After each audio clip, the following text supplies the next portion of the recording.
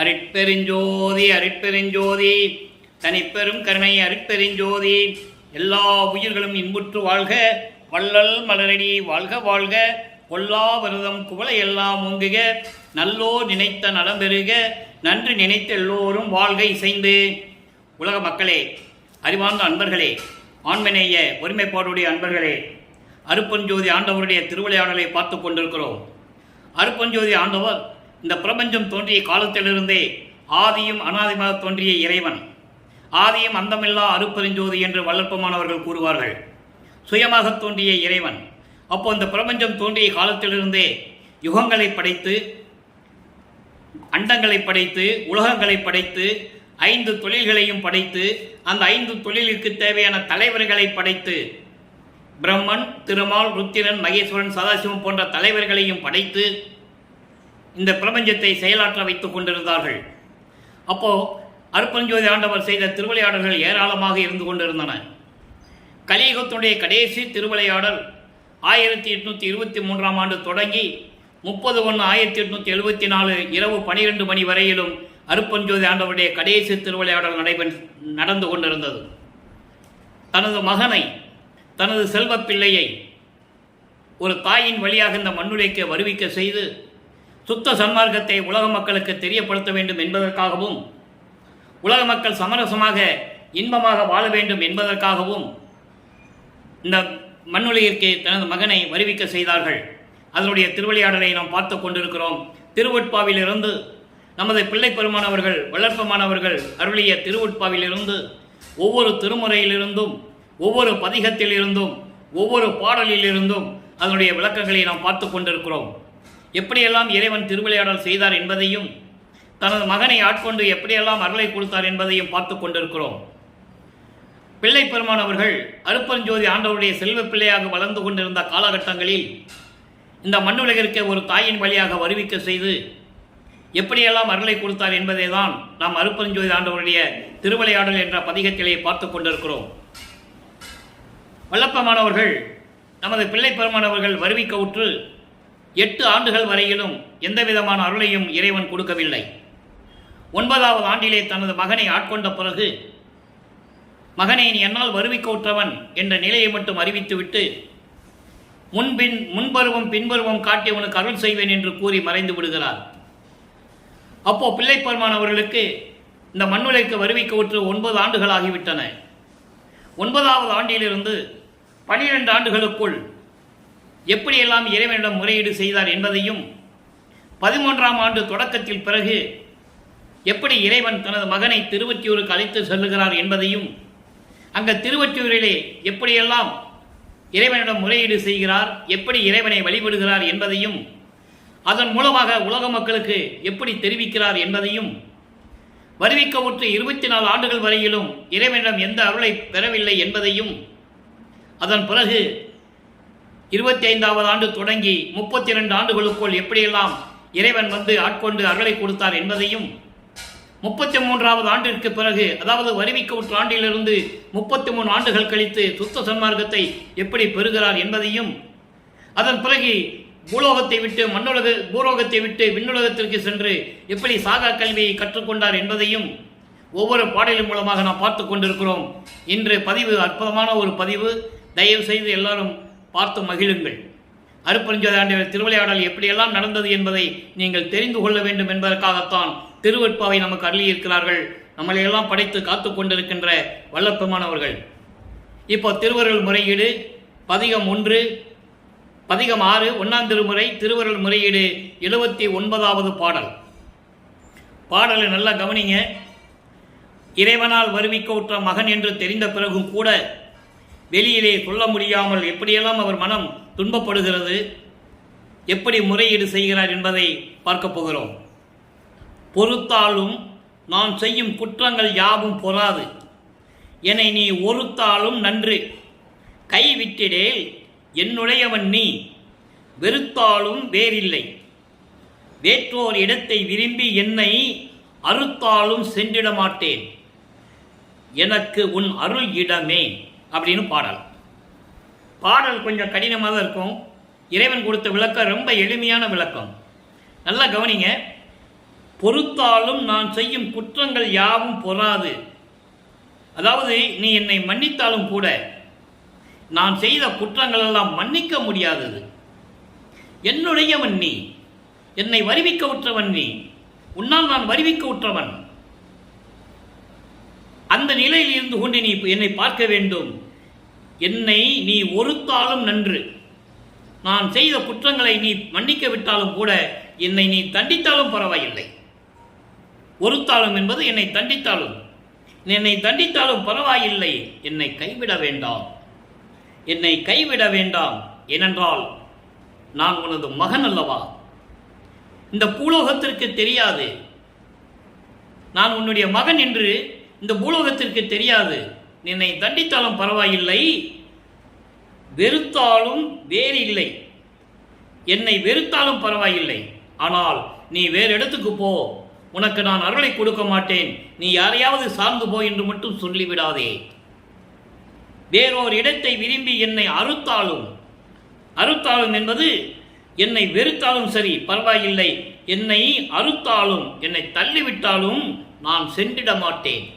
அதான் ஒரு பாடலில் சொல்லுவார் அன்பர்களே, உன்னை நான் மறக்கவும் மாட்டேன், மற்ற தேவர்களை மதிக்கவும் மாட்டேன் என்று சொல்லுவார். அந்த நிலை வரும்போது அந்த பாட்டுடைய விளக்கங்களை நாம் பார்க்க போகிறோம். நீ என்னை வெறுத்தாலும் சரி தண்டித்தாலும் சரி பரவாயில்ல, ஆனால் இன்னொரு இடத்த காட்டி நீ அந்த ஆளுகிட்ட போ, அந்த இடத்துக்கு போன்னு மட்டும் என்னை சொல்லிடாதே, நான் போக மாட்டேன். எனக்கு தேவை உன்னுடைய அருள், உன் உள்ளத்தில் எனக்கு இடம் தேவை, எனக்கு உன் அருள் இடமே தேவை, அருள் இடமே வேண்டும் என்று சொல்கிறார். எனக்கு உன்னுடைய அருள் இடம் உள்ள உன்னுடைய உள்ளம்தான் எனக்கு தேவையே தவிர வேறு எதுவும் எனக்கு தேவையில்லை என்று சொல்லி இந்த பாடலை நமக்கு அருளி இருக்கிறார்கள். எவ்வளவு அற்புதமான பாடல் நண்பர்களே.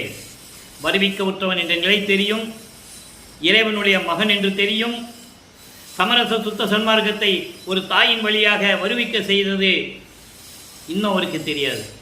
சன்மார்க்கத்தை பற்றி அவருக்கு தெரியாதப்போ அருட்பெருஞ்சாண்டவர் யாருன்னு தெரியாது, சுத்த சன்மார்க்கம் என்னன்னு அவருக்கு தெரியாது. அந்த நிலையில் இருந்து கொண்டிருக்கிறார். காரணம், இந்த பிரபஞ்சம் தோன்றிய காலத்திலிருந்தே சமயங்களும் மதங்களும் மார்க்கங்களும் மக்களிடத்திலே ஊடுருவி ஆலயங்களை அமைத்து அதற்கான வழிபாட்டு முறைகளை அமைத்து வழிபட செய்து விட்டார்கள். காலம் காலமாக மக்கள் அதை விரும்பிக் கொண்டிருக்கிறார்கள்.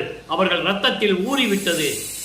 அந்த நிலையை மாற்ற வேண்டும் என்பதற்காகத்தான் தனது மகனை சமயங்களிலும் மதங்களிலும் மார்க்கங்களிலும் இருக்க செய்து அதன் பிறகு அதே மகனுடைய வாயால் இது தேவையில்லை என்று உலக மக்களுக்கு சொல்ல வைத்து அதன் பிறகு சுத்த சன்மார்க்கத்தை கொடுக்கிறார் என்பதை நீங்கள் மனதில் உறுதியாக நினைத்து கொள்ள வேண்டும்.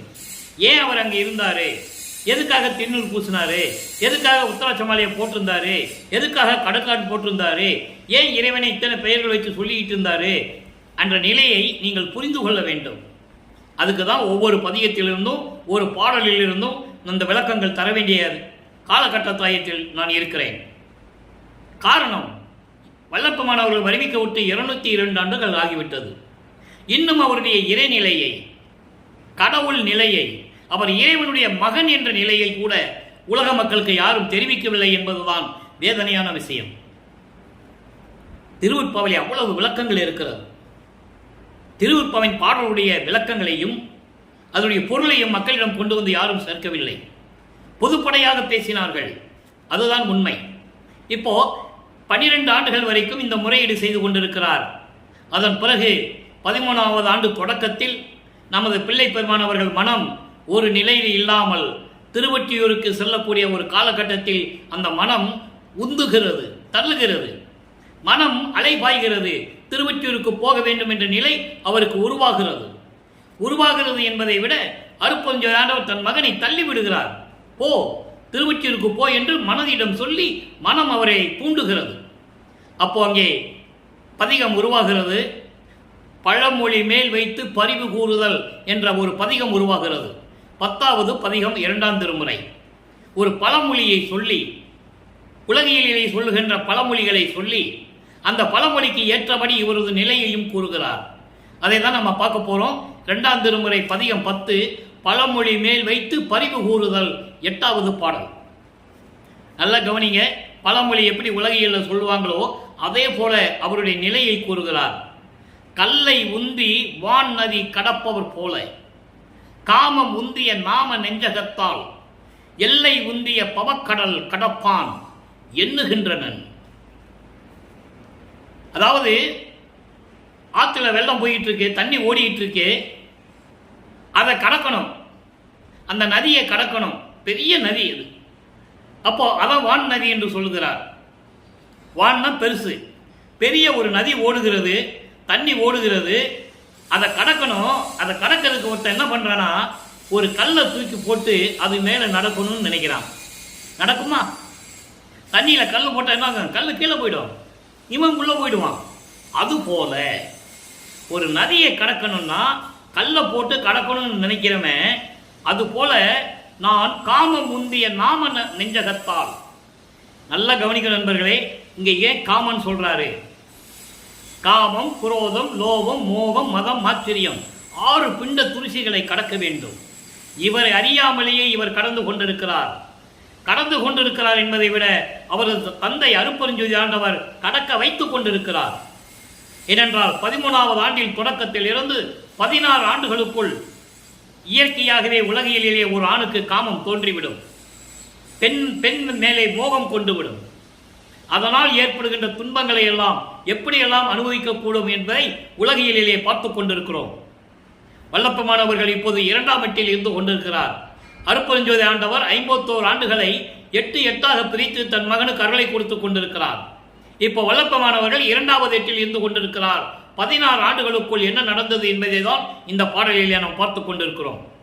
ஒரு ஆற்றுல தண்ணீர் ஓடுகின்ற ஆற்றிலே கல்லை போட்டு அது மேலே நடந்து இந்த ஆற்றை கடக்க வேண்டும் என்று நினைக்குகின்றவன் போல் என்னுடைய நெஞ்சத்தில் காமம் உதயமாகிவிட்டது. அந்த காம கடலை நான் கடப்பவன் போல் நான் எண்ணுகின்றனன். நான் எப்படியாவது காமத்தை கடக்க வேண்டும் என்று நான் நினைத்து கொண்டிருக்கிறேன். இதையெல்லாம் நீக்கி எனக்கு அருள்க வேண்டும் இறைவனே, எனக்கு அருள்வாயோ என்று சொல்லுகிறார். அதுக்கு அடுத்து பாருங்க, அல்லல் உந்திய ஒன் சுடர் குன்றே அகில கோடிகட்கு அருள் செய்யும் ஒன்றே என்பது இறைவன். அப்போ அவர் சமயங்களும் மதங்களும் மார்க்கங்களும் இறைவனை எப்படி சொல்லிட்டு இருந்தாங்க? தியாகராஜ பெருமான், சைவ சமயத்தை சேர்ந்த தலைவர்கள் அவர்கள்லாம் யாரு? இந்த தியாகராஜ பெருமானு, சிவபெருமானு, நடராஜன், சொக்கநாதன், மாசிலாமணி, இப்படியெல்லாம் பல பெயர்களை அளித்துக் கொண்டிருந்தார்கள். இவர்கள் சைவ சமயத்தை சேர்ந்த தலைவர்கள். அதுபோல வைஷ்ணவ சமயத்தை சேர்ந்த தலைவர்கள் திருமால், பிரம்மன், இந்திரன் போன்றவர்களாம் வைஷ்ணவ சமயத்தை சேர்ந்தவர்கள். இவர்களெல்லாம் தனித்தனியாக அவர்கள் பெயரை வைத்துக் கொண்டு அழைத்துக் கொண்டு ஆலயங்களை அமைத்து வழிபட்டுக் கொண்டிருந்தார்கள். மக்களை வழிபட செய்து விட்டார்கள்.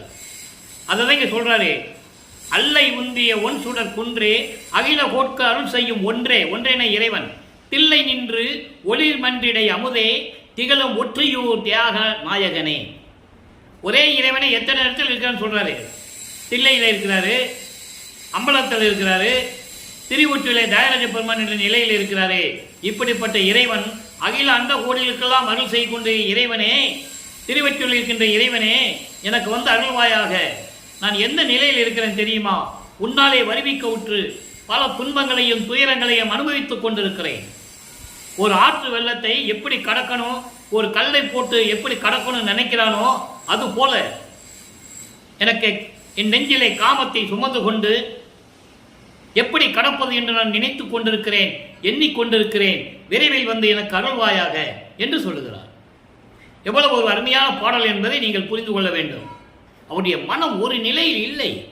நீங்களே நினைச்சு பாருங்க, நம்ம ஒரு கடவுளால் வருவிக்க விட்டோம்னு தெரிஞ்சு போச்சு, வெளியே சொல்லவும் முடியாது, துன்பங்களையும் துயரங்களையும் அனுபவிச்சுட்டு இருக்கோம். எப்படி இருக்கும் அந்த மனநிலை? அந்த நிலையில் இருந்து கொண்டிருக்கிறார் நமது பிள்ளை பெருமானவர்கள் என்பதை இங்கே நான் பதிவு செய்ய கடமைப்பட்டிருக்கிறேன். அதன் பிறகு 3வது எட்டில் அடியெடுத்து வைக்கிறார். 24 ஆண்டுகளுக்குள் என்ன நடந்தது? 17வது ஆண்டுக்கு பிறகு 24 ஆண்டுகளுக்குள், அந்த 8 ஆண்டுகளுக்குள் என்ன நடந்தது? ஒண்ணுமே நடக்கல. அதான் 3வது திருமுறை. 3வது திருமுறையில அந்த பதியத்தை பார்க்க போறோம். 8வது பதிகம் திருவுலா திறம் என்ற ஒரு பதிகம். திருவுலா திறம் என்பது தியாகராஜ பெருமான் திருவழியாக பவனி வருவதை பார்ப்பதற்கு அங்கே சென்று கொண்டிருக்கிறார். அந்த திருவிழா பவனியை நான் பார்க்காமல் வரமாட்டேன் என்று உறுதியுடன் இருந்து கொண்டு இந்த பாடல்களை நமக்கு அருளியிருக்கிறார்கள். ஒரு தோழியிடம் சொல்லுவது போல, நான் ஏற்கனவே கூறியது போல, காதலை ஒரு பெண் தன் தோழியிடம் சொன்னால்தான் அதனுடைய இனிமை தெரியும், அந்த சுகம் தெரியும். அப்படிப்பட்ட நிலையில் இருந்து கொண்டு இதை செய்து கொண்டிருக்கிறார்கள். இந்த பாடலை அருளி இருக்கிறார்கள் நமக்கு என்பதை பார்க்க போகிறோம். நல்லா கவனிங்க.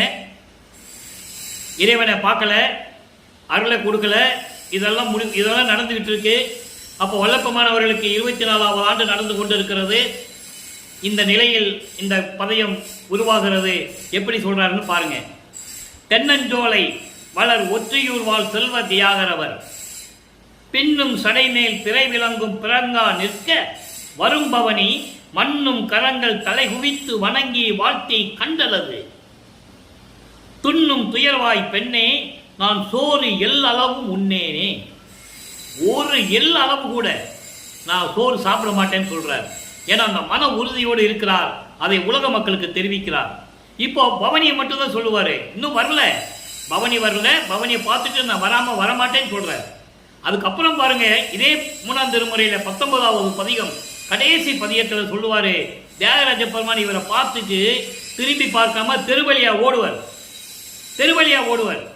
அதெல்லாம் நம்ம பார்க்க போறோம். இப்போ இந்த நிலையில் என்ன நடந்து கொண்டிருக்கிறது என்பதை பார்க்க போகிறோம். இப்போ பாடலை பார்த்துட்டோம், விளக்கம் பாருங்க. தென்னஞ்சோலைகள் நிறைந்த நீர்நிலைகள் நிறைந்த திருவொற்றியூரில் இருக்கின்ற தியாகராஜ பெருமான் அருள் செல்வத்தோடு விளங்கி கொண்டிருக்கிறார். பின்னிய சடை மேலே பிறை சந்திரனை சூடியிருக்கிறார். அவர் வருகின்ற பவனியை வைந்து நான் தலை வணங்கி கரங்கள் குவித்து வணங்காமல், பவனியை பார்க்காமல் நான் வரமாட்டேன். அதோடு மட்டுமல்ல தோழியே, நான் ஒரு எல்லளவு கூட சோறு சாப்பிட மாட்டேன். இதை ஏன் இந்த பதியத்தை அருளினார் நம்ம யோசித்து பார்க்கணும். எதுக்காக இந்த பதியத்தை நமக்கு அருளினார் என்பதை நம்ம யோசித்து பார்க்கணும். உலக மக்களுக்கு சொல்றாரு. ஏன்னா இது பிற்காலத்தில் அவர் இறைவனான பிறகு அவருடைய நிலையை உலக மக்களுக்கு தெரியப்படுத்த வேண்டும். என்றாவது ஒரு நாள் யாராவது ஒரு நபர் இந்த விளக்கத்தை கூறுவான் என்று அவர் அன்று நினைத்துதான் இந்த பாடல்களை நமக்கு அருளியிருந்தார்கள். ஆனால் ஒரு நபர் கூட, ஒரு ஆள் கூட வல்லப்பெருமானுடைய அருள் திறமையை, அருள் வல்லமையை, அவர் எப்படியெல்லாம் இந்த பூலோகத்திலே வந்து இறைவனால் வருவிக்க உற்று இந்த மனித உடம்பை எடுத்து எப்படியெல்லாம் இருந்தார் என்பதை உலக மக்களுக்கு யாருமே சொல்லவில்லை. அதுதான் உண்மை. இப்போ என்ன சொல்றாரு? இப்படிப்பட்ட திருவொற்றியூரில் இருக்கின்ற இறைவனே, அந்த இறைவனுடைய பவனியை பார்க்காமல் நான் வரமாட்டேன் தோழி என்று சொல்லுகிறார். உள்ளத்தை தோழியாக வர்ணனை செய்து உள்ளத்திடம் சொல்லுவது போல உலக மக்களுக்கு தெரிவிக்கிறார். எப்படி? உலக மக்களே, நான் இறைவனால் ஒரு தாயின் வழியாக வருவிக்க உற்று உபசாரத்தால் பெற்ற தாய் என்பால் ஒருத்தியின் கருவறையிலிருந்து நான் இந்த உலகிற்கு வருவிக்க செய்து இறைவன் எனக்கு எந்த அருளையும் கொடுக்கவில்லை. 24 ஆண்டுகள் வரையிலும் நான் பட்ட துன்பங்களை நினைத்தால் மலையும் கரையும் இரும்பும் உருகும் என்றெல்லாம் சொல்லுவார். மெய்யர்கள் வியப்புல சொல்லுவார்.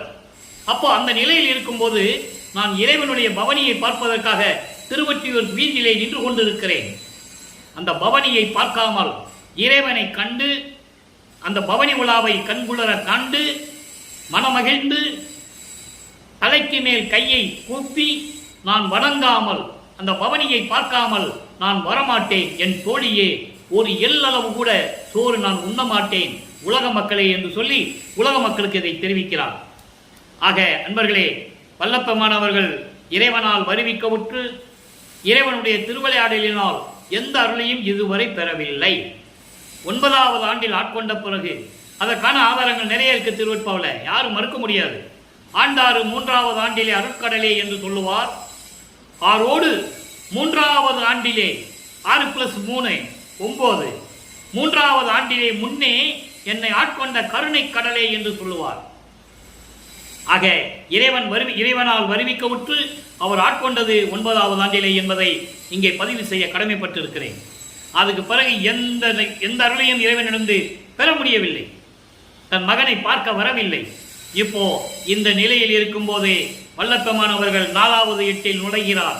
4×8 32, அதாவது 25வது ஆண்டிலிருந்து 32 ஆண்டுகளுக்குள் எப்படி திருவிளையாடல் நடந்தது. இங்கதான் திருவொற்றியூருடைய முக்கியமான ஒரு அம்சமான ஒரு இடம். நல்லா கவனிங்க. வருவிக்கவுற்று 27வது ஆண்டில் தனக்கோடி அம்மையாருக்கு திருமாங்கல்யம் பூட்டி, அதாவது தாலி கட்டி, மோட்ச வீட்டை காட்டி விமோசனத்தை கொடுத்தது. இது முக்கியமான இறைவனுடைய ஒரு திருவிளையாடல். பாடலிலே கூறுகிறார். அந்த பாடலுடைய விளக்கங்களை நம்ம பின்னால் பார்க்க போகிறோம். இதை மட்டும் மனசில் வச்சுக்கங்க. ஏன்னா திருவிளையாடல் சொல்லும்போது இந்த நிகழ்வை சொல்ல வேண்டும். அதுக்கப்புறம் நான் பாடலை சொல்லும்போது உங்களுக்கு புரிஞ்சிடும். இந்த விளக்கத்தை அன்னைக்கே அவர் கொடுத்தாருன்றது உங்களுக்கு புரியும். திருமணத்தின் போது பிரம்மன், திருமால், ருத்திரன் போன்ற பதத்தலைவர்களும் வானவர்களும் அங்கே வீற்றிருக்கிறார்கள். அது உலக மக்களுக்கு தெரியாது, மானிட பிறவிகளுக்கு தெரியாது. வாழ்த்துகிறார்கள். அப்போ எனது தந்தையும் தாயும் வரவில்லை என்று இவர் மனம் வருத்தப்படுகிறது சொல்லுகிறார் பாட்டிலே. அப்போ தாயும் தந்தையும் எப்போ வந்து மணமக்களை வாழ்த்தினார்கள்? அது 6ஆம் திருமுறையிலே பாடல் வரும்போது உங்களுக்கு தெரியும். 2 குதிரை மாட்டின தேர்ல வந்து மணமக்களை வாழ்த்து விட்டு சென்று விடுகிறார்கள். அந்த பாடல் வரும்போது உங்களுக்கு புரியும். இந்த விளக்கத்தை மட்டும் நீங்க தெரிஞ்சுக்கங்க. அப்போ தனக்கோடி அம்மையாருக்கு தாலி கட்டிய பிறகு பந்தத்தை விட்டுவிட வேண்டும். உறவாடவில்லை, இல்வாழ்க்கை நடத்தவில்லை, நடத்தவும் கூடாது. இது இறைவனுடைய கட்டளை. எங்கே? விண்ணுலகத்தில் இருக்கும்போது எல்லாமே நிர்ணயிக்கப்பட்டுதான் இங்க வராங்க. ஆக இந்த நிகழ்வு முடிந்தவுடனே அருட்பிரகாச மாலை உதயமாகிறது. அருட்பிரகாச மாலை உதயமாகும் போது வல்லப்பெருமான் அவர்கள் 32வது வருவிக்கவுற்று 32வது ஆண்டில் இருந்து கொண்டிருக்கிறார். வல்லப்பெருமானுக்கு வயதில்லை. தயவு செய்து இதன் மூலமாக நான் தெரிவித்துக் கொள்வது என்னவென்றால், வல்லப்பெருமானை பற்றி பேசும் பொழுதோ அவருடைய வயதை பற்றி குறிப்பிட்டு பேசக்கூடாது என்பதுதான் இந்த வள்ளலார் ஊழியனுடைய தாழ்மையான வேண்டுகோள். அவர் ஒவ்வொரு யுகத்திலையும் இருந்தவர். அவருக்கு வயதில்லை. அவரை பற்றி பேசும்போது வயதை குறிப்பிட்டு பேசக்கூடாது என்பதுதான் என்னுடைய தாழ்மையான கருத்து. எனவே வருவிக்கவுற்ற 32வது ஆண்டில் எல்லா பற்றுகளையும் துறந்து சமயங்களையும் மதங்களையும் மார்க்கங்களையும் விட்டுவிட்டு அதில் சொல்லப்பட்ட சங்கற்ப விகற்பங்களை எல்லாம் முற்றிலுமாக நீக்கிவிட்டு நின்று கொண்டிருக்கிறார்கள், இருந்து கொண்டிருக்கிறார்கள். அப்போ இறைவன் வருகிறார். இவர் என்ன சொல்லிட்டாருன்னா, 24 ஆண்டுகள் வரை இதுவரைக்கும் இறைவன் வந்து எனக்கு எதுவுமே கொடுக்கல, இனிமே நான் எங்கேயும் செல்ல போவதில்லை என்று சொல்லி தான் இருக்கின்ற இடத்திலே இருந்து கொண்டு அரைக்கதவை தாளிட்டு அரைக்கதவை பூட்டி உள்ள தாழ்பால் போட்டுறார். நான் திறக்க மாட்டேன். திடீர்னு மனசு வந்து நான் திறந்தாலும் திறந்துடுவேன், அதனால தாழ்பால் போட்டு உட்கார்ந்து இருக்கிறார். அப்போ இறைவன் மகனுடைய உறுதியை பார்த்து இனிமேல் தாமதிக்க கூடாது என்று கருதி திருவழியாக நடந்து வருகிறார். அதை பாடல்களிலே சொல்லுகிறார். எப்படி வந்து கதவை திறக்கிறார், எப்படி அருளை கொடுக்கிறார், அந்த நிலையை இந்த பாடலிலே பார்க்க போகிறோம். அன்று ஒரு நாள் இரவிடை வந்து அணிக்கதவம் திறப்பித்து வந்து அண்டர்லைன் நல்லா கவனிக்கணும். திறப்பித்து இறைவனே வந்து திறக்கிறார், இவர் திறக்கல. திறப்பித்து அருள்மலர் சேவடி வாயில் படிப்புறத்தும் அகத்தும் மன்ற வைத்துக் கொண்டு, நல்லா கவனிக்கணும் இந்த வரிய. இது பெரிய விளக்கமே இருக்கிறது. இதை சொல்லணும்னா 1 மாசம் பேசணும். மன்ற வைத்துக் கொண்டு என்னை வரவழைத்து, மகனே வருந்தாதே, இங்கு இதனை வாங்கிக் கொள் என்ன ஒன்று சிறியேன் மறுத்தும் வலிந்து எனது ஒரு கைதனில் கொடுத்து இங்கே உறைது என்று மறைந்தாய். இது ஒரே பொருள் இத்தனை வரைக்கும். நல்லா கவனிங்க. நான் பொருளை மட்டும் சொல்றேன். அன்னைக்கு ஒரு நாள் இரவு நான் கதவை போட்டிட்டு உள்ள இருக்கிறேன். அன்னைக்கு ஒரு நாள் இரவு திருவழியாக நடந்து வந்து உன் அருளுடைய சேவடிகள் வலிந்து வருந்தும்படி நடந்து வந்து என் கதவை திறக்க செய்து. அப்போ இறைவன் கை காட்டினா என்ன ஆகும்? ஆட்டோமேட்டிக்காக தாப்பா போகும். நீங்கள் சினிமாவிலலாம் பார்த்துருப்பீங்க.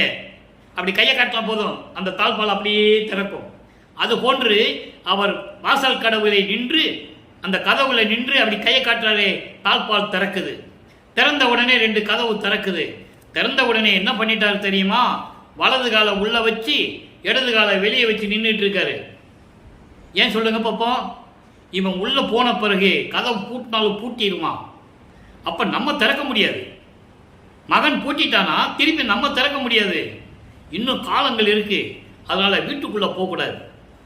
வலது காலை வாசப்படிக்கு முன்னால உள்ள வச்சு இடது காலை வெளியே வச்சு வா மகனேன்னு கூப்பிடுறாரு. அப்ப இவர் புரிஞ்சுக்கிட்டாரு, உஷாராக இருக்கிறாரு அப்பன், அப்பன் உஷாராக இருக்கிறான்னு சொல்லி புரிஞ்சுக்கிட்டாரு. அப்போ வா மகனை என்று சொல்லி கட்டி அணைத்து கொஞ்சி குலாவி என்னை வரவழைத்து மகனே வருந்தாதே, வருத்தப்படாத மகனே, இதுவரைக்கும் நீ பட்ட துன்பங்கள்லாம் போதும், இனிமே நீ படமாட்ட என்று சொல்லுகிறார். இப்போ வல்லப்பமானவர்களுக்கு சுத்த சன்மார்க்கம் இருக்கிறது தெரியும், வந்தது அருப்பஞ்சோதி ஆண்டவர்னு தெரியும். ஆனால் இப்போ சொல்ல மாட்டார், ஏன்னா இன்னும் காலங்கள் இருக்கு, அதனால சொல்ல மாட்டார். அதை நீங்கள் நல்லா புரிஞ்சுக்கணும். வரவழைத்து மகனே வருந்தாதே, இங்கு இதனை வாங்கிக்கொள் என்று ஒன்று என் கையில் கொடுக்க, ஒன்று என்பது அருள் கொடை. அது என்ன அருள் கொடைன்றது பின்னால் பார்க்க போகிறோம் பாட்டில். ஆனால் இப்போ ஒன்றுன்னு மட்டும் தான் நீங்கள் சொல்லிக்கணும். என்ன கொடுத்தாலும் எனக்கு தெரியும், இப்போ சொன்னால் உங்களுக்கு அது புரியாது. ஒன்றுன்னு மட்டும் நீங்கள் ஞாபகம் வச்சுக்கங்க. ஒரு அருள் கொடை, ஒரு அருள் கொடை, அது அருள் வல்லமை படைத்ததுன்னு நீங்கள் நினச்சிக்கங்க. சரியா? ஒன்று கொடுக்க நான் வேண்டாம் என்று சொல்ல, ஏன் வேண்டாம்னு சொல்றாரு? கோபம். இது கொடுக்கறதுக்கு இத்தனை வருஷமா, இது கொடுக்கறதுக்கு 32 வருஷமா நான் காத்திருக்கணுமா? இவர் கோபம் அடங்கலை. நீங்கள் வல்லற்பமான கோபம் இல்லாத நினைச்சிட்டு இருக்கீங்க. பயங்கரமான கோபக்காரர், பயங்கரமாக கோபம் வரும் அவருக்கு.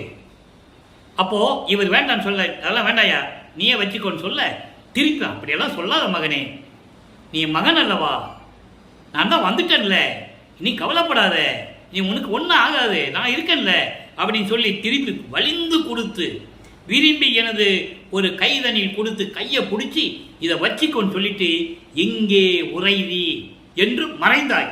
மறுபடியும் மறைஞ்சிட்டாரு. நல்லா கவனிக்கணும். அப்ப ஏன் ஒரு காலை உள்ள வச்சு ஒரு காலை வெளியே நின்றுட்டு இருந்தாரு? புரியுதா உங்களுக்கு? இவன் உள்ள இழுத்துட்டானா பூட்டிடுவான், பூட்டிட்டானா நம்ம வெளியே போக முடியாது. அந்த நிலையில் இருந்து கொண்டுதான் ஒரு காலை உள்ள வச்சு ஒரு காலை வெளியே வச்சு மகனை வான்னு கூப்பிட்டு ஒரு கையில் ஒரு அருள் கொடையை கொடுக்குறாரு. அவர் வேண்டாம், கோபத்தில் வேண்டான்னு சொல்றாரு. அதெல்லாம் எனக்கு வேண்டான்னு சொல்லுவார். இதை ஒரு பாடலில் சொல்வார். இந்த பாடலில் நம்ம பார்க்க போறோம். விரிப்பிலேன் மாலையன் பதவி வேண்டி கொல் என விளிம்பினும் கொல்லேன், தெளிவா சொல்லுவார். அதை தான் இங்க சுருக்கமாக சொல்றாரு. வேண்டான்னு சொல்ல மறுக்க திருப்பி வழியை கையில கொடுத்து வச்சிக்க மகனே, நீ இங்கேயே இரு, எங்கே பூலோகத்திலேயே இரு, இங்கே உறைதி, நீ பூலோகத்திலேயே தான் இருக்கணும், நீ இங்கேயே இரு என்று சொல்லி மறைந்து விட்டார். உறைதி என்று சொல்லி மறைந்தாய். இன்று அதுதான் அனுபவத்துக்கு இசைந்தது. இன்னைக்கு அதை நினைச்சு பார்க்கிறேன். எவ்வளவு பெரிய அனுபவம், எவ்வளவு பெரிய அனுபவம் எனக்கு கிடைச்சிருக்கு, எனக்கு எவ்வளவு பெரிய அனுபவம் கிடைச்சிருக்கு. நாயடியேன் என்ன தவம் புரிந்தேனோ இனி துயர் ஒன்றில்லனே. நான் எத்தனை யுகங்களில் இருந்திருக்கேன், என்ன தவத்தை செஞ்சிருக்கணும் எனக்கே தெரியல. இனிமே நான் துயரப்பட மாட்டேன், எனக்கு எந்த துன்பம் இல்லை என்று சொல்லி இந்த பாடலை அருளி இருக்கிறார்கள். ஆக அன்பர்களே, இறைவன் வந்து விட்டார்.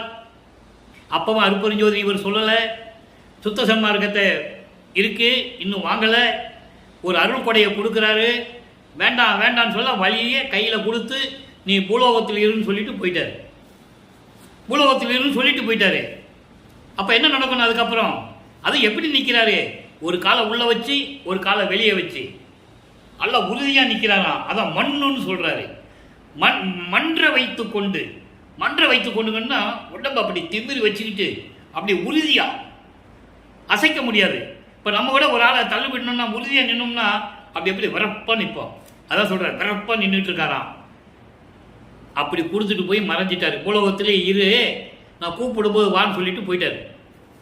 அதுக்கப்புறம் அது அன்றைய அனுபவம் தான் எனக்கு இப்போ எப்படி அனுபவம் சேர்ந்த அனுபவத்தை நினச்சி பார்க்கும்போது ரொம்ப அதிசயமாக இருக்குன்னு சொல்லி இந்த பாடலை கொடுத்துட்டாரு. இப்போ வருவிக்க உற்ற 33வது ஆண்டு தொடங்குகிறது. 5வது எட்டில் இருந்து கொண்டு இருக்கிறார். ஐயட்ட 40. நல்லா கவனிச்சுட்டே வரணும். சாதாரணமான திருவிளையாடல் அல்ல. உலகத்தில் பிரபஞ்சத்தில் சொன்ன அத்தனை திருவிளையாடல்னு சொன்னாங்க. வல்லற்பமானுடைய அருப்பஞ்சாண்டோடையும் அருப்பஞ்சாண்டோடு வல்லற்பமனை இருந்த திருவிளையாடலை யாருமே சொல்லலையே. இப்போ என்ன நடக்குது பாருங்க. இப்போ சுத்த சன்மார்க்கத்தை வாங்கணும். வாங்கின என்ன பண்ணணும்? இங்கேருந்து அங்கே போகணும், திருச்சிற்றம்பலத்துக்கு போகணும். அந்த நிலை எப்படி நடக்குது? ஏற்கனவே பாடலை பார்த்தோம். ஒரு மலை மேலே ஒரு கம்பம் நின்னது, அது மேலே கயிறு இருந்தது, மேலே போய்கிட்டே இருந்தேன். ஒரு இடத்துக்கு போகும்போது போக முடியல. அப்போ எங்கள் அப்பா என்னை கூப்பிட்டாரு, கை கொடுத்து தூக்கி விட்டாங்கலாம் சொல்லுவார். அந்த நிலைகள்லாம் மாறி இப்போ 6ஆம் திருமுறை உருவாகிறது. 33வது ஆண்டிலிருந்து 40 ஆண்டுகளுக்குள் என்ன நடந்தது சொல்லணும்ல? ஏன் சொல்லணும்? 33வது ஆண்டு சென்னையை விட்டு வெளியே கிளம்புறாரு. மற்றவங்களுக்கெல்லாம் வெளியே கிளம்புறாருன்னு தான் தெரியும். அவர் எங்கே போனார்னு யார் சொன்னாங்க? என்ன சொன்னாங்க? எங்கேயாவது வேறு ஊருக்கு போயிருப்பார், எங்கேயாவது ஓடி போயிருப்பார், எங்கேயாவது போய் மறைஞ்சிருப்பார், அப்புறம் 6 மாதம் கழித்து வருவார். அட விடுங்கப்பா அப்படின்னு தான் சொன்னாங்க, மக்கள்கிட்ட சொன்னாங்க. ஆனால் அவர் என்ன சொல்கிறாரு நம்ம பார்க்கணும்ல. 33வது ஆண்டு சென்னையை விட்டு அந்த பற்றுகளையெல்லாம் விட்டு திருச்சிற்றம்பலத்துக்கு செல்லுகிறார். சுத்த சன்மார்க்கத்தை வாங்கணும், சாகா கல்வியை கற்கணும். சாகா கல்வியை கற்றுக்கணும்ல, அது அங்கே தான் கற்றுக்கணும். அது பாடலில் சொல்கிறார். எல்லா ஆதாரங்கள் திருவொற்பால் இருக்குது. அப்போது என்ன நடக்குது? அதற்கு முன்னால் இது வரைக்கும் சொன்ன சிவபெருமானு, நமச்சிவாயம், மாசிலாமணி, தியாகராஜ பெருமானு, இந்த நடராஜன், இதெல்லாம் இனிமேல் கிடையாது. இதெல்லாம் இனிமேல் கிடையாது. அருட்பெருஞ்சோதி ஆண்டவர் தான் என்னுடைய ஆண்டவர் என்று சொல்லுவார். அதுக்காக ஒரு பதியத்தையே உருவாக்கி கொடுத்திருக்கிறார்கள். ஒரு பதியத்தை உருவாக்கி நமக்கு அருளி இருக்கிறார்கள். அதை பார்க்க போகிறோம். பதியத்தினுடைய பெயரே அருட்பெருஞ்சோதியின் ஆண்டவர் நீரே. நீர் தான் அருட்பெருஞ்சோதி ஆண்டவர், என்னுடைய ஆண்டவர் என்று சொல்லி அந்த பதியத்திலே கூறியிருக்கிறார்கள். இன்னைக்கு 4வது பாடலை பார்க்க போகிறோம். இங்க பாருங்க. சிற்றவை இன்ப திருநடம் காட்டி தெல்லமுது ஊட்டி. தெல்லமுது குளுத்துன்னு சொல்லல, நல்லா கவனிக்கணும். ஒவ்வொரு வார்த்தையிலையும் பொருள் இருக்கு. ஊட்டி ஊட்டி என் சிந்ததையை தேற்றி பொற்றவைதனில் பொருந்தி எல்லாம் செய் பூரண சித்தி மெய்போகமும் தந்து தற்பரமாம் ஒரு சாதானந்த நாட்டில் சத்தியனாக்கி சுத்த சித்தாந்த அற்புத வீதியில் ஆட செய்தீரே அருட்பெருஞ்சோதி என் ஆண்டவர் நீரே. இப்போ பூலோகத்திலிருந்து அங்கே திருச்சிற்றம்பலம் போறார். அங்கே போய் எல்லா அருளை பெற்று கொண்டு வந்து சொல்லுகிறார். நல்லா கவனிங்க. வேதாந்தம், சித்தாந்தம், நாதாந்தம், போதாந்தம், கலாந்தம், யோகாந்தம் 6 அந்தங்களை கடந்து எப்படி இருக்கிறேன்னு சொல்றார். முதல்ல வேதாந்தத்தை கடந்து போயிட்டார், அதை நம்ம பார்த்துட்டோம். இன்னைக்கு சித்தாந்தத்தை சொல்றார். அப்போ இதெல்லாம் கடந்து அங்கே போயிட்டு இருக்கிறார். சிற்றவை இன்ப திருநடனம் காட்டி, திருச்சிற்றம்பலத்தில் இருக்கின்ற சிற்றவையினுடைய அருள் நடனத்தை எனக்கு காட்டி, அதன் பிறகு தெல்லமுது ஊட்டி. தெல்லமுது என்பது இங்கே சுத்த சன்மார்க்கம், அங்கதான் போய் வாங்கணும். தெல்லமுது என்பது சுத்த சன்மார்க்கம். சுத்த சன்மார்க்கத்தை எனக்கு கொடுத்து என் சிந்தையை தேற்றி என் உள்ளத்தை தெளிய வைத்து. ஏன் தேற்றி என்று சொல்லுகிறார்? 32 ஆண்டுகள் வரைக்கும் வருவிக்க உற்று 32 ஆண்டுகள் வரைக்கும் சமயங்களிலும் மதங்களிலும் மார்க்கங்களிலும் இருக்க செய்து எனது மனதை அலைபாய வைத்து என் சிந்தனையை என் உள்ளத்தை கலங்க வைத்தாயே என்று சொல்லும் பொழுது தந்தை மகனுடைய சொல்லை கேட்டு அவருடைய உள்ளத்தை தெளிய வைக்கிறார். எப்படி? சுத்த சன்மார்க்கத்தை பெற்றுக்கொண்டாய் மகனே, இன்றுமே உன் உள்ளம் தெளிவடைந்து விட்டது, அதான் தேற்றி என்று சொல்லுகிறார்.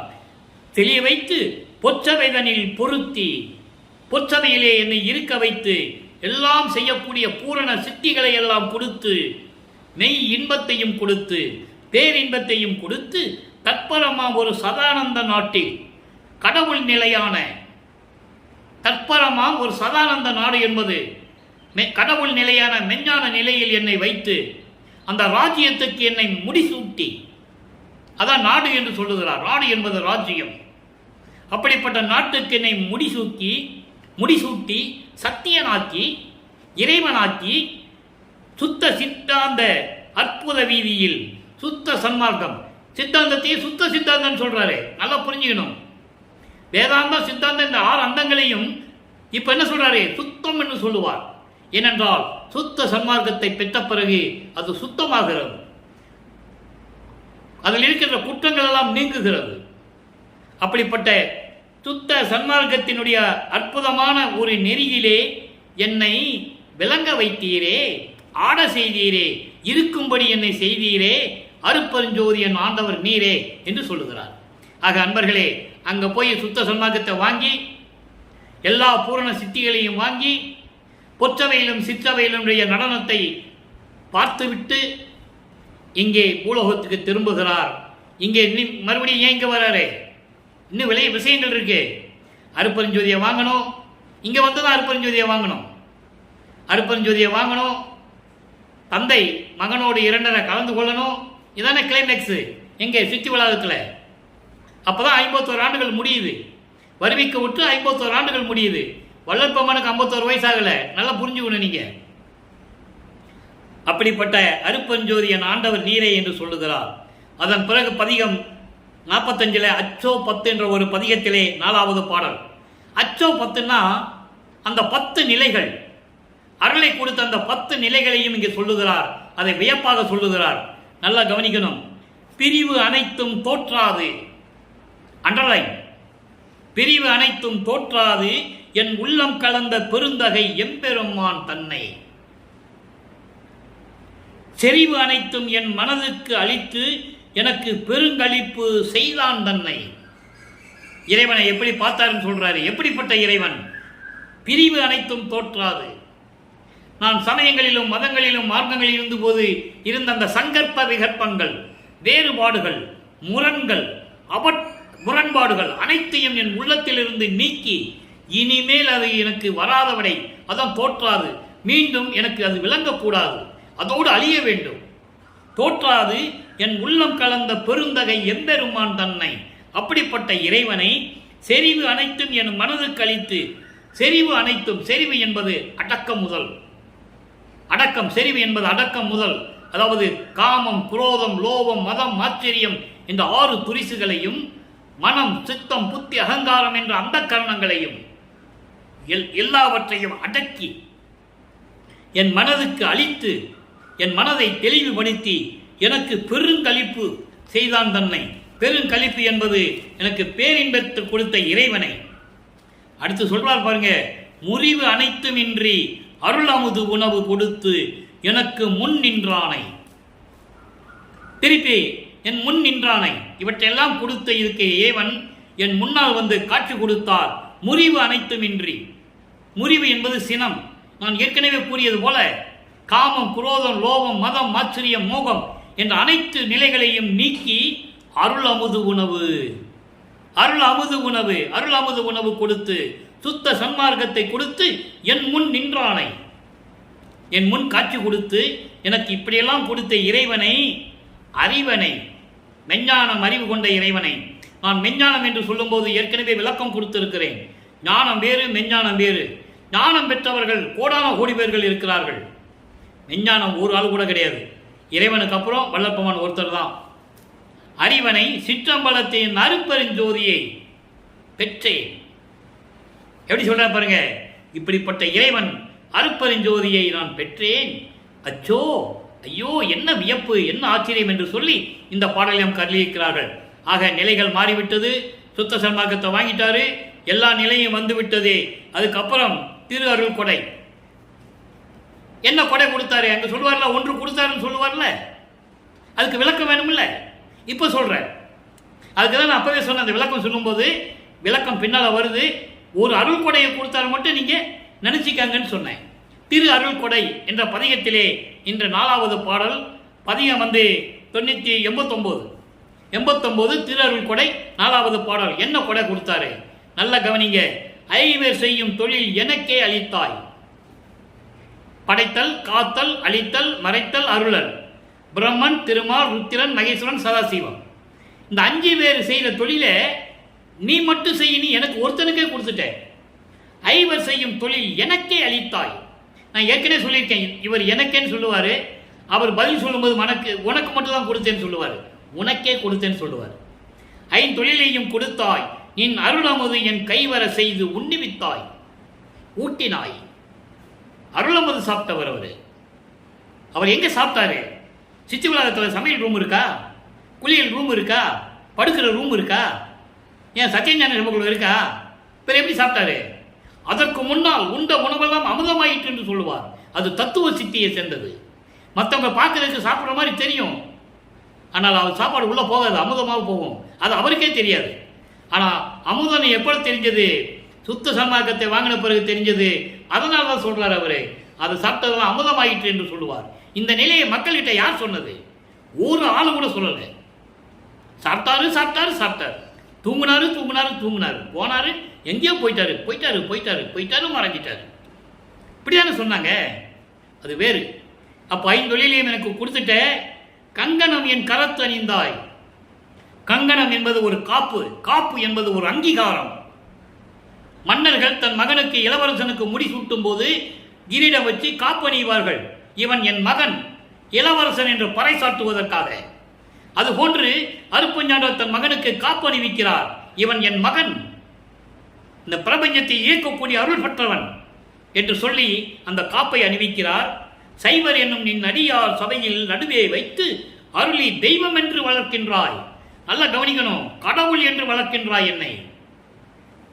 எங்கே சாதுக்கள் அதாவது சுத்த சன்மார்க்க சாதுக்கள் நடுவிலே என்னை நிறுத்தி இவன் தான் கடவுள் என்று என்னை வளர்த்துக் கொண்டிருக்கிறாய், தெய்வம் என்று வளர்க்கிறாய், சிற்றவையில் நடிக்கின்றாய். இந்த பாடலை நமக்கு அள்ளி இருக்கிறார்கள். ஆக என்ன அருள்கொடை இப்போ புரிஞ்சுக்கிட்டீங்களா? அங்கே அருள்கொடையை கொடுத்தாருன்னு சொல்லுவேன், பாடலில் இருக்கு. அது இந்த அருள்கொடை, அருள்கொடையை கொடுத்துட்டாரு. இப்போ மெய்யருள் வியப்பு. இந்த பெற்ற அருள்கள் எல்லாம் எப்படி வியப்பாக சொல்லுகிறார், அற்புதத்தை சொல்லுகிறார். 97வது பாடல் நல்லா கவனிக்கணும். 4 வரிதான், பிரபஞ்சத்தின் உண்மை புல் அங்கே இருக்கு, முழுவதுமா இருக்கு. நீயே வலிந்து இங்கு என்னை ஆண்ட நீதி ஜோதியே, நீயே வலிந்து வந்து, நான் வரல, அவர் தான் வர்றாரு, நீ தான் வர, தெளிவாக சொல்றாரு. நீயே வலிந்து வந்து என்னை ஆண்ட நீதி ஜோதியே, உன்னால் செல்வப்பிள்ளையாக வளர்ந்து கொண்டிருந்த நான், நீ எனக்கு செல்வப்பிள்ளை என்று பெயரிட்டு வளர்த்து கொண்டிருந்தாய். சமரச சுத்த சன்மார்க்கத்தை உலக மக்களுக்கு கொடுக்க வேண்டும் என்பதற்காக, உயிர் நேயத்தை, ஆண்மநேய ஒருமைப்பாட்டை உலக மக்களுக்கு தெரிய வைக்க வேண்டும் என்பதற்காக ஒரு தாயின் வழியாக என்னை வருவிக்க செய்தாய். அதன் பிறகு இந்த பூலோகத்திலே நீதான் வலிந்து வந்து என்னை ஆட்கொண்டாய். எப்போ? 9வது ஆண்டிலே ஆட்கொண்டதை இங்க சொல்றார். ஆட்கொண்டாய். அப்படிப்பட்ட நீதி ஜோதியே, நின்னை பாட என்னை வளர்க்கும் நிமல ஜோதியே. நிமல ஜோதி என்பது மலங்கள் இல்லாத இறைவன். ஆணவம், கண்மம், மாயை, மாமாயை, துரோதை, இப்படி மலங்கள் இல்லாத இறைவன். தாயே என வந்து என்னை காத்த தரும ஜோதியே, தாய் உள்ளத்தோடு என்னை வந்து இந்த பூலோகத்திலே வந்து என்னை காத்த ஜோதியே, தன்னை பிறரால் அறிதற்கரிய தலைமை ஜோதியே, உன்னுடைய அருள்தன்மையை யாராலும் அறிய முடியவில்லையே, அப்படிப்பட்ட நிலையில் இருக்கின்ற தலைமை ஜோதி, சுத்த சன்மார்க்கத்தின் தலைவன், எல்லா தேவர்களுக்கும் தலைவன், முன்னான் ஊனேன் என்று சொல்லுவார். எத்தேவருக்கும் மெய்த்தேவர் என்று உரைத்தவர்களுக்கெல்லாம் முன்னானே என்று சொல்லுவார். எல்லாருக்கும் முன்னான இறைவன், முதல்வன் என்று சொல்லுவார். அப்படிப்பட்ட இறைவனை என்று சொல்லி ஆக இந்த பாடலிலே எவ்வளவு விளக்கம் இருக்கிறத நீங்க இப்ப புரிஞ்சிருப்பீங்க. இப்போ நீ, அதாவது தன்னால் இறைவனால் வருவிக்க உற்றவன் என்னை அவரே வழியே வந்து ஆட்கொண்டார். அதன் பிறகு நடந்த நிகழ்ச்சிகள் எல்லாம் நம்ம ஏற்கனவே பார்த்துட்டோம். ஆக வல்லப்பெருமான் யார் என்ற உண்மை நிலை இப்போ உங்களுக்கு புரிந்து விட்டது. அவர் இறைவனுடைய மகன், ஒரு தாயின் வழியாக வருவிக்க உற்றார். இது காலத்தின் கட்டாயம். புராணங்களிலே எவ்வளவோ உண்டு, எத்தனையோ நிகழ்வுகள் உண்டு, திருவிளையாடல்கள் உண்டு. அதையெல்லாம் சொன்னவர்கள் வல்லப்பெருமானை இந்த நோக்கத்திற்காக தான் வருவிக்க விட்டார் என்ற உண்மை நிலையை, சத்தியத்தை யாருமே சொல்லலை. ஆனா உண்மை எதுதான் என்பதுதான் இந்த பாடலில் இருந்து நம்ம பார்த்து கொண்டிருக்கிறோம். அடுத்து ஆடேடி பந்து என்ற ஒரு பாடலுடைய விளக்கம் பாருங்க. ஆடேடி பந்து என்பது நான் ஏற்கனவே கூறியது போல 2 தோழிகள் பந்தாடி பந்து விளையாடுவது போல, 2 தோழிகள் பந்து விளையாட்டால் எப்படி மகிழ்வாக இருப்பார்கள், அந்த நிலையில் இருந்து கொண்டு உலக மக்களுக்கு தெரிவிக்கிறார் வல்லப்பெருமான் அவர்கள். உலக மக்களுக்கு என்ன சொல்றாரு நல்லா கவனிக்கணும். ஆடேடி பந்து 5வது பாடல், அதாவது சமய மத மார்க்கங்களுடைய நிலைகளில் இருந்து கொண்டிருக்கிற உலக மக்களுக்கு எப்படி சொல்றார் நல்லா கவனிக்கணும். தப்பாலே தப்பாலே சகத்தவர் சாவே துணிந்தார், தாம் உளம் நாண நான் சாதலை தவிர்த்தே எப்பாலும் எக்காலம் இருத்தலே பெற்றேன். பாருங்க நல்லா கவனிங்க, என்ன சொல்றாரு உலக மக்களுக்கு. அதாவது ஒரு தோழியிடம் சொல்லுவது போல, தோழிகிட்ட சொல்லுவது போல உலக மக்களுக்கு சொல்றார். அதாவது தப்பாலே என்பது சமயங்களிலும் மதங்களிலும் மார்க்கங்களிலும் இந்த பிரபஞ்சம் தோன்றிய காலத்திலிருந்தே இருந்து கொண்டிருக்கின்ற உலக மக்கள் சாக துணிந்து விட்டார்கள். பிறப்பார்கள், இறந்து விடுவார்கள், மாண்டு விடுகிறார்கள். இப்படிப்பட்ட உலக மக்கள்கள்லாம் வெட்கப்படும்படி, தலைகுனியும்படி நான் சாதலை தவிர்த்தேன். எப்படி சொல்றா பாருங்க. அப்போ சுத்த சன்மார்க்கத்தில் இருந்தாதான் மரணமில்லா பெருவாழ்வு கிடைக்கும். சுத்த சன்மார்க்கத்தில் இருந்தாதான் நிலையா இருக்க முடியும், இறைவனுடைய திருவடியை பெற முடியும். ஏன் இங்கே உருவ வழிபாடு இல்லை, சங்கற்ப விகற்பங்கள் இல்லை, தேங்காய் உடைக்க தேவையில்லை, பூ வைக்க தேவையில்லை, திருநூறு பூச வேண்டிய தேவையில்லை, அபிஷேகம் தேவையில்லை, அர்ச்சனை தேவையில்லை, ஆராதனை தேவையில்லை. இதெல்லாம் எங்க நடந்தது? சமயங்களிலும் மதங்களிலும் மார்க்கங்களில் சொல்லப்பட்ட நெறிகளிலே உண்டு. இதை விட்டுட்டாதான் சுத்த சன்மார்க்கத்துக்குள்ள வரணும்.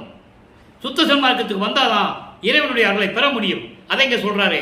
உலக மக்கள் இப்படியெல்லாம் தப்பா போய் தப்பான இடங்களில் இருந்து செத்து கொண்டிருக்கிறார்கள் உலக மக்கள்.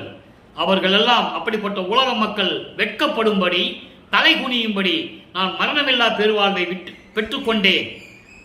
சாதலை தவிர்த்து விட்டேன் என்பது மரணமில்லா பெருவாழ்வை பெற்றுக்கொண்டேன். எப்பாலும் எக்காலும் இருத்தலை பெற்றேன். இந்த பிரபஞ்சம் இருக்கின்ற வரைக்கும் நானும் இருந்து கொண்டிருப்பேன். அந்த நிலையில் நான் இருந்து கொண்டிருக்கிறேன். என் தோழியிடம் சொல்லுவது போல உலக மக்களுக்கு சொல்லுகிறார். உலக மக்களே, நீங்கள் என்னோடு வர வேண்டும். நீ என்னோடு கூடி துப்பாலே விளங்கிய சுத்த சன்மார்க்க ஜோதி என்று ஓதிய வீதியை விட்டு அப்பாலே போகாமல் ஆடேடி பந்து. உலக மக்களே, நீங்கள் என்னோடு வாருங்கள். சுத்த சன்மார்க்கம் என்ற நெறியிலே இருந்து கொண்டு, என்னோடு இருந்து கொண்டு நீங்கள் வாழ்வாங்கு வாழ வேண்டும். நோயற்ற வாழ்வில் வாழ வேண்டும். இறைவனுடைய அருள்களை எல்லாம் பெற்று, செல்வங்களை எல்லாம் பெற்று நீங்கள் சீரோடும் சிறப்போடும் வாழ வேண்டும். அதை விட்டு இங்க போகலாமா, அங்க போகலாமா, சமயங்களிலும் மதங்களிலும் மார்க்கங்களிலும் சுட்டு வரலாமா, வர வேண்டாமா, இந்த சிந்தனையே உங்களுக்கு இருக்கக்கூடாது. அப்பாலே போகாமல், அங்கெல்லாம் போகாம உறுதியாக சுத்த சன்மார்க்கத்தில் இருந்து கொண்டு என்னோடு இருங்கள். அதான் சொல்லுவாரு, கோடான கோடி பங்கு. அதாவது உங்களுக்கு உதவி செய்த ஆப்தர்களாலும், தாய் தந்தை உறவினர்கள் ஆப்தர்களால் எவ்வளவு உதவி செஞ்சாங்களோ அதை விட கோடான கோடி பங்கு கிடைக்கும், வாங்கன்னு சொல்லுவார். இங்கே சுத்தி வளாகத்தில் சொல்லுவார். ஏன் இதை சொன்னாரு? உலக மக்களை திருத்த வேண்டும். அறியாமையில் இருந்து கொண்டிருக்கிறார்கள். காரணம் அவர்கள் தவறல்ல, காலமாக இதையே சொல்லி மக்களுடைய ரத்தத்திலே ஊறிவிட்டது. அதை நீக்க வேண்டும். சுத்த சன்மார்க்கத்தில் உலக மக்களை சேர்க்க வேண்டும். அதற்காகத்தானே நான் வருவிக்க விட்டேன் என்று சொல்லுவார். அகவலிலே சொல்லுவார், ஆன்ற சன்மார்க்கம் அணிபெற என்னை தான் இன்று அமுதளித்த இனிய நற்றாயே என்று சொல்லுவார். சுத்த சன்மார்க்கத்தை உலக மக்களிடம் சொல்லுவதற்காகத்தானே நீ என்னை வருவிக்க செய்தாய் என்று சொல்லுவார். அகத்தை கருத்து புறத்தை வெளுத்திருந்த சக அனைவரையும் திருத்தி சன்மார்க்கத்தை அடைவித்திட, அவரும் இகத்தை பரத்தை பெற்று மகிழ்ந்திடுவதற்கென்றே என்னை முகத்தே இறைவன் வருவிக்க விட்டேன், அருளை பெற்றேன் என்று சொல்லுவார். இது ஒன்று போதாதா? என்னையும் இரக்கந்தன்னையும் ஒன்றாக இசைவித்து மன்னி வாழ்வுற வருவித்த கருணை வள்ளல் நீ என்று சொல்லுவார். போதாதா? வருவித்த வண்ணமும் நானே, இந்த மாநிலத்தை செய்யும் வண்ணமும் நானே என்று சொல்லுவாரே, அது போதாதா? இதையெல்லாம் மக்களிடம் ஏன் சொல்லவில்லை? சமயங்களையும் மதங்களையும் மார்க்கங்களையும் விட்டுவிட்டு வருவதற்கு மனமில்லாமல் உலக மக்களை திசை திருப்பி மக்களை குழப்பிக் கொண்டிருக்கிறார்கள். இன்னும் குழப்பிக் கொண்டிருக்கிறார்கள். உலக மக்களே, புரிந்து கொள்ளுங்கள். நீங்கள் குழம்ப வேண்டாம், யாருடைய பேச்சையும் கேட்க வேண்டாம். இறைவன் சொன்னதை மட்டும் கேளுங்கள். சுத்த சன்மார்க்கத்தை வா வா என்று அழைக்கிறார். வாருங்கள், இறைவனுடைய அருளை பெற்றுக் கொள்ளுங்கள், செல்வங்களை பெற்றுக் கொள்ளுங்கள், நோயற்ற வாழ்வை பெற்றுக் கொள்ளுங்கள், இறைவனுடைய திருவடியை பற்றி கொள்ளுங்கள். அதுக்கு ஒரே வழி சுத்த சன்மார்க்கம் தான். வேற எங்கேயும் போக தேவையில்லை. எங்க போனாலும் கிடைக்காது. ஆக உலக மக்களே, வாருங்கள், என்னோடு என் மார்க்கமான சுத்த சன்மார்க்கத்துக்கு வாருங்கள். சுத்த சன்மார்க்க நெறியில் இருந்து கொண்டு எங்கேயும் போகாமல் சிந்தனையை, மனதை அலைபாய விடாமல் ஒரே நிலையில் நிறுத்தி சுத்த சன்மார்க்கத்தில் இருந்து கொண்டு இறைவனை அருளை பெற்றுக்கொண்டு நீங்கள் வாழ்வாங்க வாழ வேண்டும் உலக மக்களே என்று சொல்லி இந்த பாடலை நமக்கு அருளியிருக்கிறார்கள். இன்றைய அருப்பஞ்சோதி ஆண்டவருடைய திருவிளையாடலை பார்த்துவிட்டோம். நாளையும் தொடரும். ஒரு நாளில் சொல்வதல்ல, 51 ஆண்டுகள் நடந்த திருவிளையாடலை ஒரே நாளில் 1 மணி நேரத்தில் சொல்ல முடியாது. 4 ஆண்டுகள் சொல்ல வேண்டும். ஒவ்வொரு பாடலின் மூலமாக வல்லப்பெருமானவர்கள் இந்த மண்ணுலைக்கு வருவிக்க உற்று எந்த நிலையெல்லாம் இருந்தார் என்ற நிலையை உலக மக்களுக்கு சொல்ல வேண்டும் அல்லவா? அதை பாடலின் மூலமாக தானே சொல்ல வேண்டும். இந்த நிலையை நீங்கள் புரிந்து கொள்ள வேண்டும். மற்றவர்கள் போல ஒரு 50 நிமிஷமோ 40 நிமிஷம் பேசிட்டு போயிடலாம். அது பெரிய காரியம் அல்ல. உலக மக்களுக்கு தெளிவுபடுத்த வேண்டும். எப்படியெல்லாம் பாடலில் சொல்லி கூறியிருக்கிறார்கள், இதுதான் உண்மை. உலகியலிலே செவி வந்த கேள்வி, செவி மூலமாக கேட்ட செய்திகள் எல்லாம் பேசுவதில் எந்த பிரயோஜனமும் இல்லை. பாடலில் சொல்லப்பட்ட உண்மைகளை, சத்தியங்களை, சத்தியமான நிலைகளை எல்லாம் உலக மக்களுக்கு தெரியப்படுத்த வேண்டும் நண்பர்களே. அந்த நிலையில் இந்த வள்ளலார் ஊழியன் நான் தொண்டு செய்து கொண்டிருக்கிறேன், ஊழியம் செய்து கொண்டிருக்கிறேன் என்பதை உங்களுக்கு நான் சொல்லிக் கொள்வதில் பெரும் மகிழ்ச்சி அடைகிறேன். எனவே நண்பர்களே, நீங்களாம் சுத்த சன்மார்க்கத்தில் இணைந்து கொலையும் புலையும் தவிர்த்து உருவ வழிபாடுகளை நீக்கி இறைவனை வணங்கி அருட்பெருஞ்சோதி அருட்பெருஞ்சோதி தனிப்பெருங்கருணை அருட்பெருஞ்சோதி என்ற மகாமந்திரத்தை உச்சரித்து இறைவனுடைய அருளையும் செல்வங்களையெல்லாம் பெற்று இந்த வையகத்திலே நீங்கள் வாழ்வாங்க வாழ வேண்டும் என்று இறைவனுடைய தயவாலயம் கருணையாலை வாழ்த்தி விடைபெறுகிறேன். இந்த வள்ளலார் ஊழியன். மீண்டும் நாளை சந்திப்போம். அருட்பெருஞ்சோதி ஆண்டவருடைய திருவிளையாடல் மீண்டும் தொடரும். அருட்பெருஞ்சோதி அருட்பெருஞ்சோதி தனிப்பெரும் கருணை அருட்பெருஞ்சோதி. நன்றி, வணக்கம்.